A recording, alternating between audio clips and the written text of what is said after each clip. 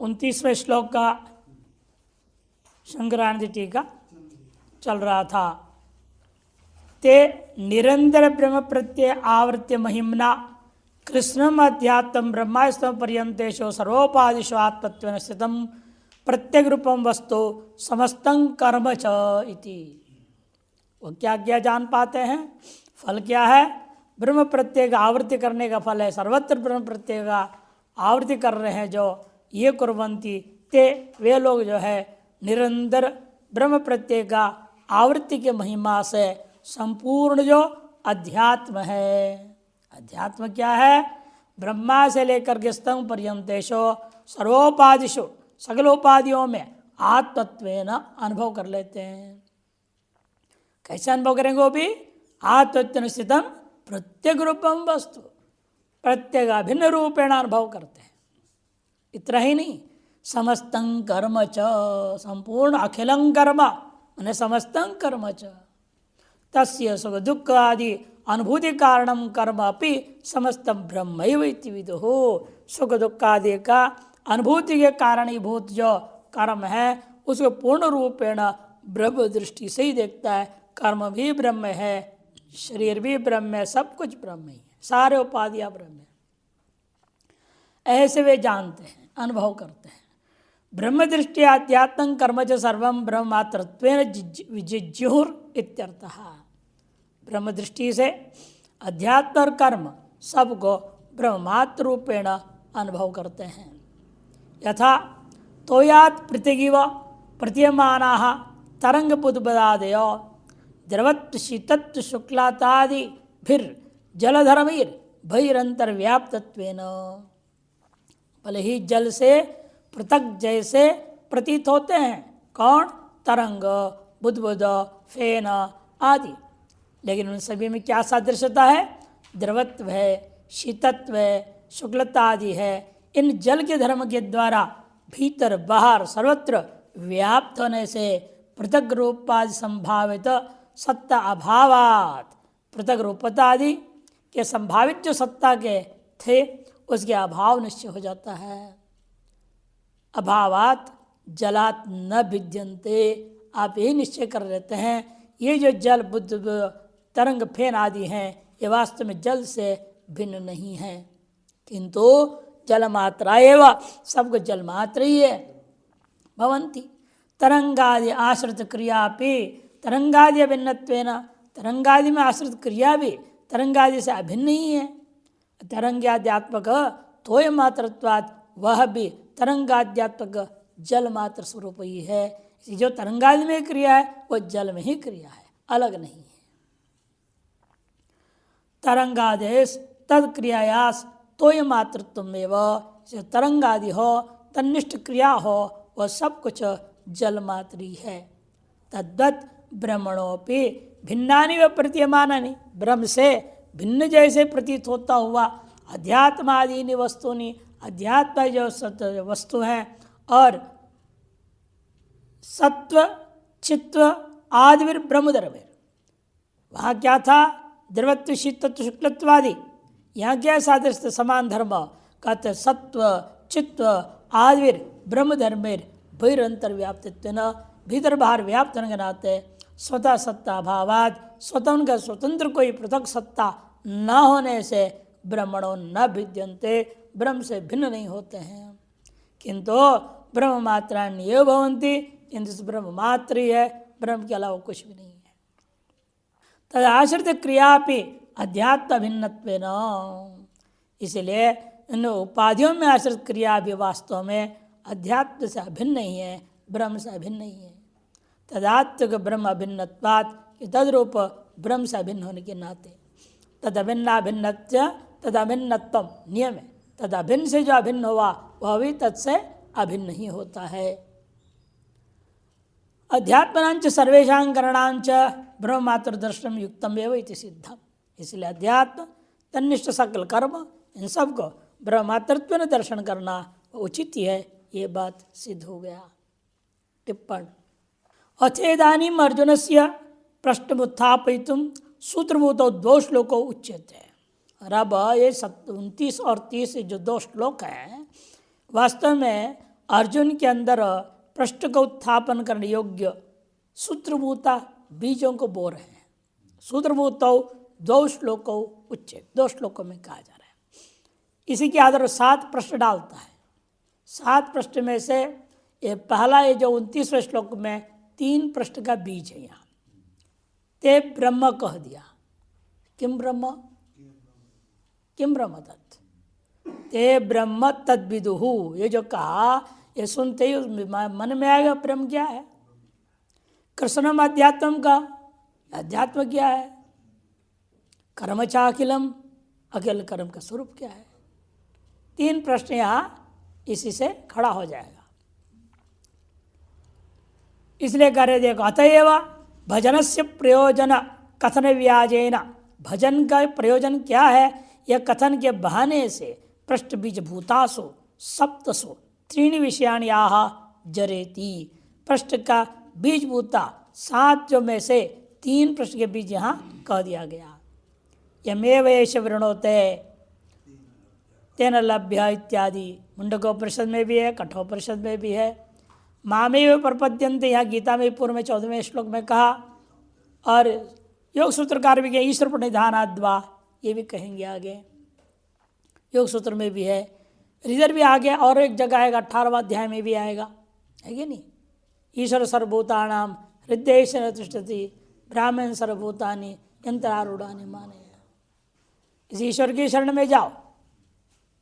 हम त्वा सर्वपापेभ्यो मोक्षयिष्यामि मा शुचा। आप हमारे शरण में आ जाएंगे, हम सब कुछ खत्म कर देंगे, मोक्ष दे देंगे।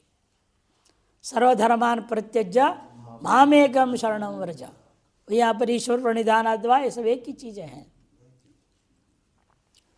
इत्यादि श्रुति स्मृतिषु उक्तम में दृढ़ेति। श्रुति स्मृति में कहा को ही दृढ़ करता हुआ कहा, माम आश्रित्य यतन्ति। ये जो मेरे को आश्रय कर यत्न करते हैं निश्चित रूप मुक्त हो जाते हैं। यतन्ति ते विधु, वे जो ऐसे यत्न करते हैं वे जानते हैं। क्या जानते हैं? किम नाम सबसे पहला क्रमांक में तद ब्रह्म विदु। दूसरा कृष्णम अध्यात्म विदु। तीसरा जो है यज्ञाता ने बोन्यत यत्मा विशेषत कहा था, उसको अखिलंच कर्म विदु हुई थी।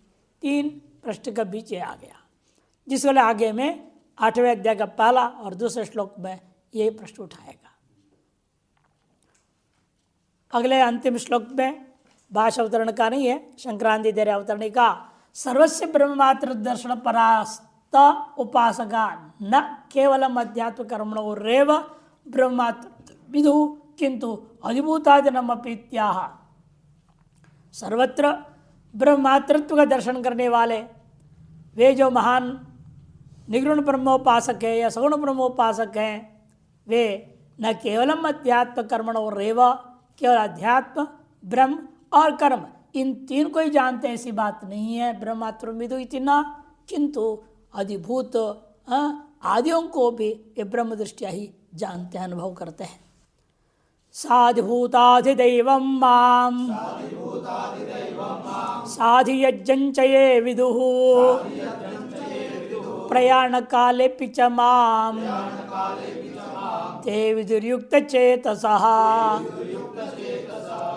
साधिभूताधिदैवं मां साधियज्ञञ्च ये विदुः प्रयाण काले च मां ते विदुर्युक्तचेतसः।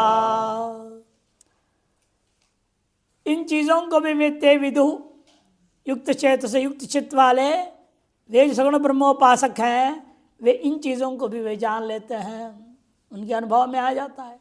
क्या क्या? आदिभूत और अधिदैव के सहित अधियज्ञ को भी जानते हैं। साधिभूतम अधिदैवम, अधिभूतंच अधिदैवंच इति अधिभूताधिदैवम, ये लिया जाएगा।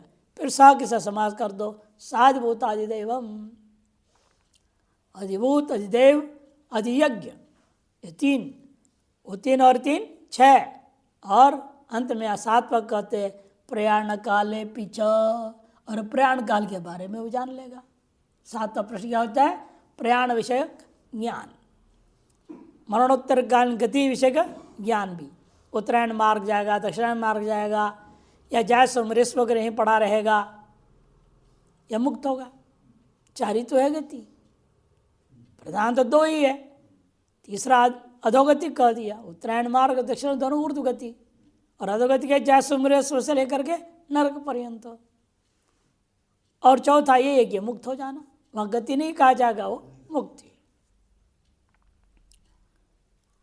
और प्रयाण विषय का ज्ञान भी उसको हो जाता है। साधिति साधिभूतादिदैवम समास दिखा रहे, अधिभूतंच अधिदैवंच इति अधिभूतादिदैवम तेन सह इति साधिभूतादिदैवम तेन सह अधिभूतादिदैवेन सह वर्तति इति साधिभूतादिदैवम। अधिभूतादिदेव के साथ जो रहता है उसका नाम साधिभूतादिदैवम। ऐसा कौन है वो? माम ये विदुहु, मेरे ईश्वर में भी सब कल्पित ही है। साधियज्ञ सह अधियज्ञेन इति साधियज्ञम, अधियज्ञ के सहित भी मेरे को जानता है। ये विदुहु, जो लोग जानते हैं। प्रयाण काले मरण काले भी चते, और मरण काल में भी इन चीज़ों को जान लेता है, तो भी ते मामे विदुर युक्त चेत समाहित चित्ता, समाहित चित्त वाले वे लोग मुझे ही जान पाते हैं। इति, इस प्रकार से 7वां अध्याय का शांकर भाष्य पूरा हो गया। संक्रांति टीका साधिभूतादिदैवमिति कार्यम सर्वम अधिभूतम, जो कुछ भी कार्य है, पेड़ पौधा आदि जो बाहर आप देख रहे हैं, ईंट मकान सब, ये सारी चीज़ें क्या है? अधिभूत कहा जाएगा। और अधिदैवम हिरण्यगर्भाः च अग्न्यादिकम अपि एताभ्याम सह, हिरण्यगर्भ से लेकर के अग्नि आदि जितने भी देवता है उन सबको साधिदेव कहेगा। इन इंद्रियों का देवता हो या पेड़ पौधे का देवता हो, जो भी हो, एक दो नहीं, इसलिए उनकी बहुत बड़ा विस्तृत जो है मंत्रिमंडल है परमात्मा का। इतने कोटि है, 33 करोड़ देवता का है, इतने बड़ा मंत्रिमंडल किसी का होता है? आपके देश के प्रधानमंत्री 80 मंत्री बना दिया तो हंगामा मच गया, क्या हो गया? सबको खुश करने के लिए, नहीं सब छोड़ देंगे, भाग जाएंगे। और अपने ईश्वर के पास तो 33 करोड़ मंत्रिमंडल है, छोटे से बड़े सब मंत्री बने, बहुत दुनिया और बना रखे हैं, संभाल रहे हैं संसार को। कि एक ब्रह्मांड नहीं ना, एक ब्रह्मांड के लिए थोड़ी मंत्रिमंडल है, अनंत ब्रह्मांड है, अखंड नहीं, अनंत ब्रह्मांड नायक, अनंत ब्रह्मांड नायक है वो। इसलिए अनंत मंत्रिमंडल होना चाहिए, तो फिर भी 33 करोड़ से काम चला लेते हैं। उन सभी देवी देवताओं को भी जान लेगा, साधिदैवम, इसलिए हिरण्यगर्भश्च अग्न्यादिकम अपि एताभ्याम सह वर्तते, इन दोनों के ज्ञान के सहित हो जाता है। इति साधिदैवम अधिभूतदैव रूपेण स्तम माम विदुः, ऐसा अन्वय होगा। और अधियज्ञो यज्ञादि देवता तेन सह वर्तते इति साधियज्ञम, यज्ञादि अतदंगभूता द्रव्य देवता, याग से द्वे रूप है, द्रव्यम देवता च, सामान्य है। याग का मुख्य वर्ण 2 स्वरूप है, द्रव्य और देवता। उन सारी चीजों को भी सारहस्य अच्छी तरह से जानता है, जान लेता है। अधियज्ञो यज्ञादि देवता तेन सवर्तिति साधियज्ञम अधियज्ञात्मना स्थितंचम माम, अधियज्ञ रूपेण मैं स्थित हूँ, ऐसे मेरे को परम ब्रह्म सर्वात्मकम ये विदु, ऐसे सर्वात्मक परब्रह्म मुझको जो जानता है, वे लोग जानते हैं। अध्यात्म अधिभूत अधिदैवाद्यागारेण सर्वात्मना प्रतीयमान माम, अध्यात्म अधिभूत अधियज्ञ पूर्वोक्त अध्यात्म है ना, वो भी ले लेना है। और अधिकर्म, कर्म अधिकृत्य, कर्म भी पता है पूर्व में, कर्म अकर्म विकर्म, उन सब के रहस्य को जानने वाला हो जाता है। गहना कर्मणो गति, तो प्रतीयमान माम परम ब्रह्म ये सर्वात्मकम ये विदु, सर्वात्मक उस गौर भी जो पूर्वोक्त श्लोकों के आधार पर लिख दिया, अध्यात्म अधिभूत अधिदैवादि आकारेण सर्वात्मना प्रतीयमान माम स्वरूपेण प्रतीत हो मुझको परम ब्रह्म, ये जो लोग कौन जानता है?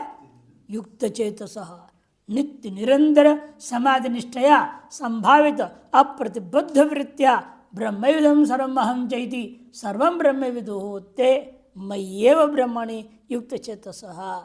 नित्य निरंतर पूर्वोक्त अहम ब्रह्मास्मि रूपी समाधि निष्ठा के द्वारा संभावित जो अप्रतिबद्ध खंडाकार ब्रह्माकार वृत्ति से ब्रह्मविदम सर्वम इस प्रकार का अनुभव करता हुआ सर्वम ब्रह्मैव विदुः संपूर्ण सर्व ब्रह्म को सबको ब्रह्म रूप में नहीं जानते हैं वे लोग ते मय्येव ब्रह्मणि युक्त चेसा मुझ ब्रह्म में ही युक्त चित्त वाले हैं, समाहित चित्त वाले हैं।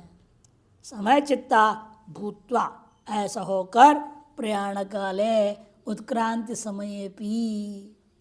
इसे स्पष्ट है सगुण ब्रह्मोपासना ही है, सगुण ब्रह्म को जानने वाली बात है। नहीं तो उत्क्रांति कहाँ से जाएगी?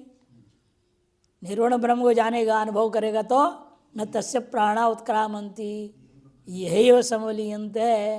कहा गया उसे प्राण उत्क्रमण करते ही नहीं है। अरे प्राण का प्रयाण काले बोल दिया, प्राण उत्क्रमण काल की बात कर रहे हैं।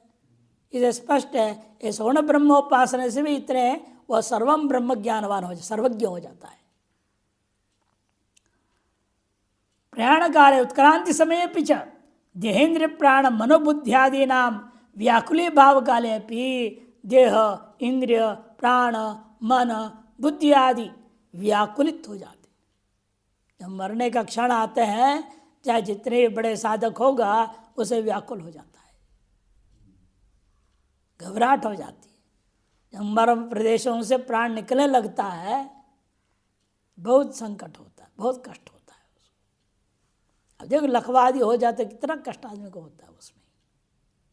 जब एक हिस्से में तो प्राण निकला, एक हिस्से में से व्यान आदि प्राण निकल पड़े तभी तो लखवा हो गया। उतने से आदमी कितने परेशान होता है। अब पूरे शरीर से प्राण निकल रहा, निचोड़ के निकाल दो, जैसे नींबू रस निचोड़ के फेंक देते छिलका को, ऐसा निचोड़ देते कई बार वो छिलके का कड़वापन भी आ जाता है, इतना निचोड़ देते हैं। तो ब्रह्मविदम सर्वमिति इसलिए कहते हैं व्याकुली भाव काले अपि विपरीत भाव राहित्य न, विपरीत भाव से रहित होकर सर्वात्म माम विदो पश्यन्ति, सर्वात्म भाव से युक्त होने से सर्वात्मा मुझको ही उस समय में भी लेकिन वे जानते हैं। इतना अंतर है। उपासना के फलस्वरूप सारे चीज व्याकुल हो जाए तो भी उसका मुख्य जो वृत्ति है अखंडाग्र वृत्ति वो नष्ट नहीं होता, सर्वम ब्रह्म इत्याग्र वृत्ति बनी रहती उस समय में भी। न तो मत्तो भिन्नम देहेन्द्रियादिकम व आत्मानम व वेदन क्रियाम व प्राणिजातम व देवतांतरम व न शृण्वन्ति न पश्यन्ति न स्मरन्ति चैतन्य। अब मुझसे भिन्न रूपेण देहेन्द्रियादियों को नहीं जानते, आत्मा भिन्न आत्माओं को नहीं जानते, भिन्न जानना रूपी क्रिया को भी नहीं जानते, अन्य प्राणी समूह को नहीं जानते, स्व से भिन्न देवता को नहीं जानते, न सुनते हैं न देखते हैं न स्मरण ही करते हैं। इत्यर्थः। टिप्पण अस्मिन् श्लोके शेषाणि चत्वारि विषयाण्याः साधीति। इस श्लोक में शेष 4 विषयों का वर्णन कर दिया, प्रश्न का बीज साधी इत्यादि से। अधिभूतम चौथा, अधिदैवम 5वां, अधियज्ञं 6ठा, 7वां प्राण विषयंच। श्रुतौ यथा क्रतुरस्मिन् लोके पुरुषो भवति तथा एत प्रेत्य भवति। जिस प्रकार की संकल्प वाला होकर के इस शरीर से निकल करके पुरुष जाता है तथा ठीक उसी प्रकार से इतः प्रेत्य इस शरीर से निकलने के बाद अपने संकल्प के अनुरूप हो जाता है। अंतकाले च मामेव स्मरण मुक्त्वा कलेवरम। इसे 8वें अध्याय के 5 श्लोक में भी ये बात कहेंगे अगले अध्याय में। अंत काल में भी यदि मेरे को स्मरण करता हुआ इस शरीर को त्यागता है और मुझे ही प्राप्त करता है। भागवत के 1:18 श्लोक में 7वें प्रश्न के विषय में अच्छी तरह से निरूपण किया है। प्रयाण काले वहाँ प्रश्न पूछा ना, प्रयाण काल में क्या करना चाहिए आदमी को। 6 चीजें बोला है वहाँ पर अलग अलग समय में, लेकिन प्रयाण काल में एक ही तरीका है, भगवत स्मरण के अलावा और कुछ नहीं करना। ये सामर्थ्य भी नहीं, शरीर तो मरणशैया में पड़ा हुआ है, मुमूर्ष अवस्था में, ये भगवत स्मरण हो जाए, इससे अतिरिक्त और क्या चाहिए। इसलिए यही एक मात्र के लिए। अब लेकिन उस समय कैसे हो जाएगा वो, अचानक होगा क्या? जीवन भर अभ्यास करोगे तब होगा वो। जीवन भर उसकी सत्ता की, अपनी सत्ता को स्वीकार करना ही नहीं है।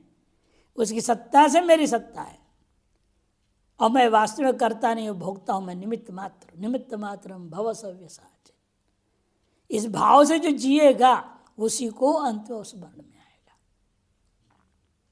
यदि लेश मात्र भी आपके अंदर कदाचित अहंकार आ जाए तो समझे ठीक, भगवान ठीक है, तो अपने आप है तो अलग हो, ठीक रहो, कौन मना करेगा रहने के लिए। अनादिकाल से आज तक आप अलग होकर रह ही रहे हैं, अलग मान के जी रहे हैं, और जी लो 2-4 जन्म। इसीलिए अंतकाल में स्मृति आवे, उसके लिए आजीवन आपको भजन करना पड़ता है। इसे वेदांत साफ घोषणा किया, इसलिए आसुप्तेर आमृतेर कालम नयद वेदांत चिंतया।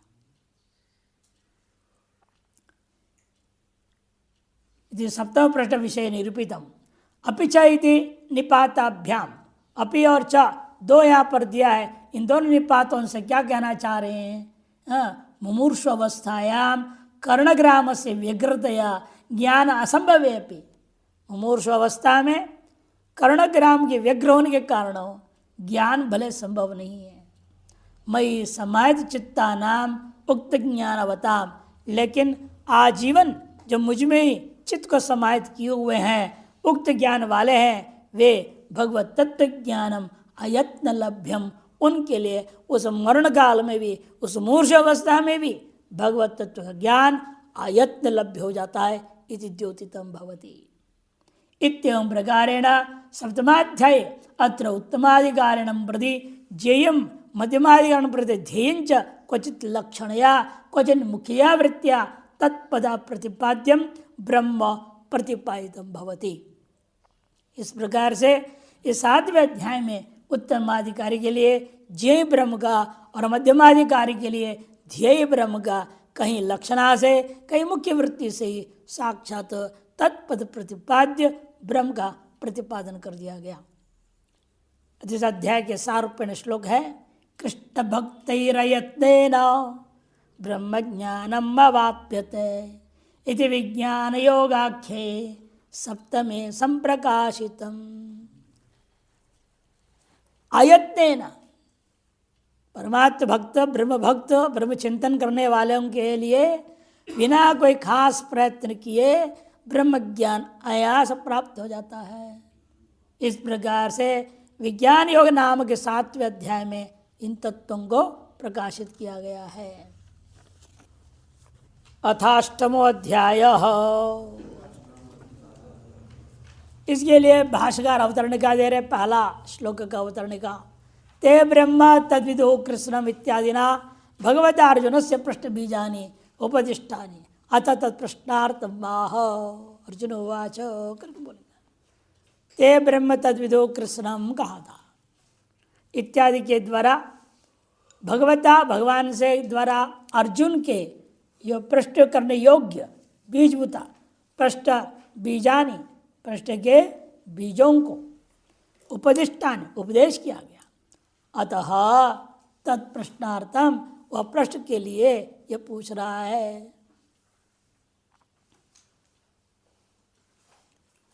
अर्जुन वाच से आरंभ होगा। संक्रांति अवतरणिका सप्तमाध्यायांत। सप्तमाध्याय के अंत में तो अदृश्यवादी गुणगम निर्विशेषम प्रमाण अगम्यम परम ब्रह्म स्वात्मनादिगंतुम अशक्ता नाम मंद प्रज्ञानाम।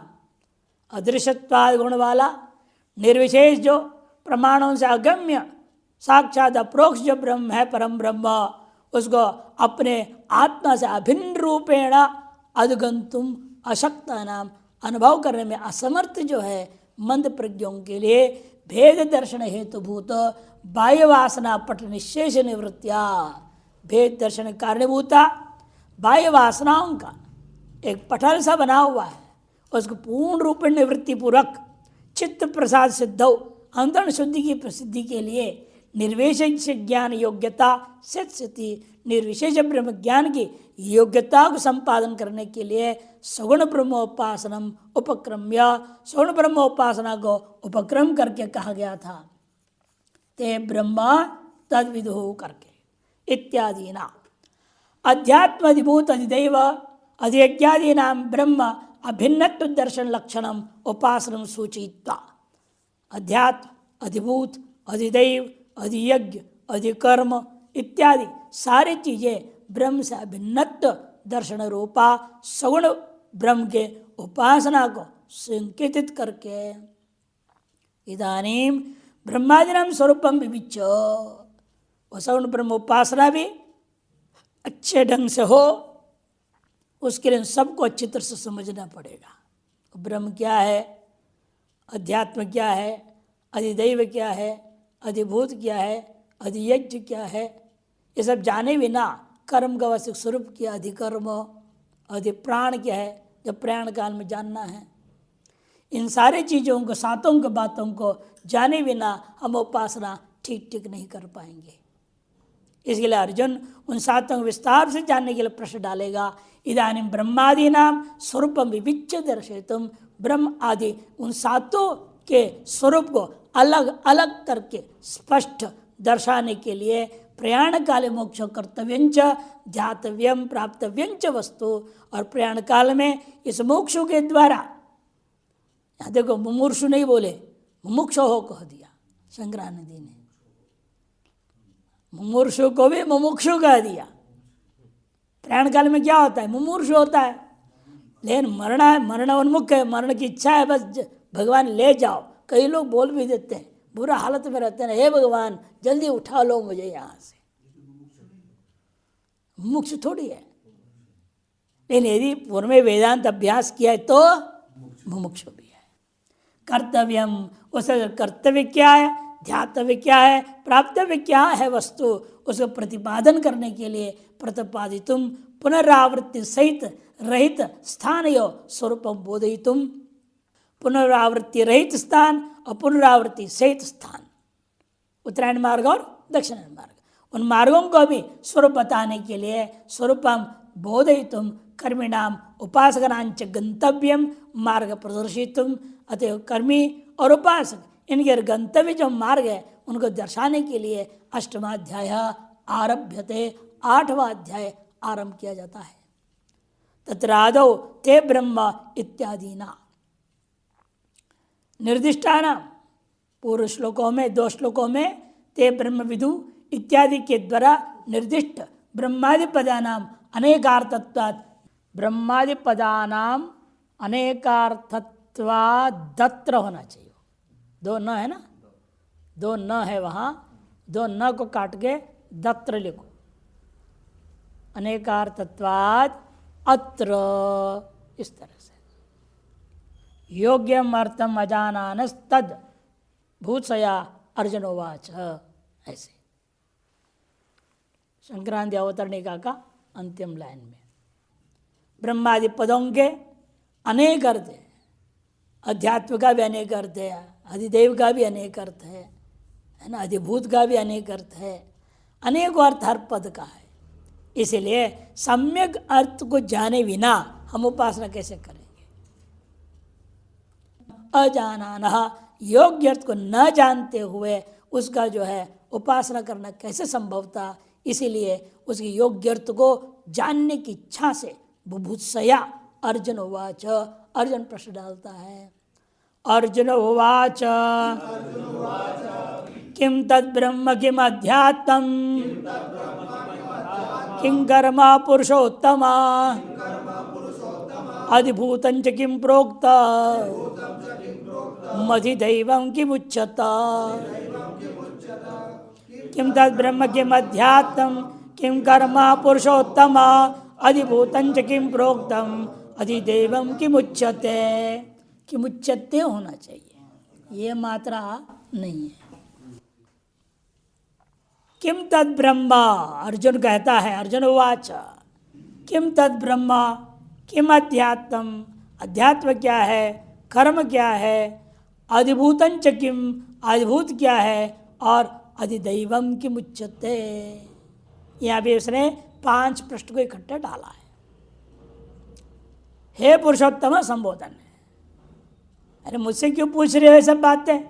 जाओ, तो गुरु लोग खड़े हैं सामने में ही है, सब गुरु इकट्ठे हैं, ये सौभाग्य तुम्हारा, सीधे उनसे पूछा करो। द्रोण है, भीष्म है, नहीं, कृपाचार्य भी हैं, सब लोग हैं। तब कहते ये सब पुरुष हैं, लेकिन आप पुरुषोत्तम हैं। आपसे उत्तम कोई और पुरुष है ही नहीं। न विद्यते उत्तमो पुरुषो यस्मात् स पुरुषोत्तम। अतः मैं आपसे ही पूछना चाह रहा हूं। और आपको मैंने गुरु बना भी लिया, वैसे अन्य गुरुओं के पास क्यों भेजोगे? अभी शादी महांतम प्रपन्नम करके मैं आपका चेड़ा बना के नहीं बना। हमने आपका मैं बन चुका हूं, आप मुझे स्वीकार कर चुके हो, और दूसरे को कैसे भेजोगे आप? पर समझाओ आप ही। इसीलिए पुरुषोत्तम संबोधन संकेत करता है आप जैसे बराबर कोई दूसरा पुरुष ज्ञानी गुरु हो नहीं सकता है। अतः आपसे पूछा जा रहा है किम तदिति परावरियोर उभयोरपि ब्रह्म शब्दार्थत्वात्, क्योंकि ते ब्रह्म विदु कह दिए, वे कौन से ब्रह्म को जानते हैं? पर ब्रह्म को भी ब्रह्म शब्द से कहा जाते हैं, अपर ब्रह्म को भी ब्रह्म शब्द से कहते हो आप। पर अपरयोर उभयोरपि ब्रह्म शब्दार्थत्वात् अत्र विवक्षितम परम वा किम अपरम वा ब्रह्म तदुच्यताम। यह विवक्षित क्या है? पर ब्रह्म है या पर ब्रह्म है, वो आप कृपया बताइए।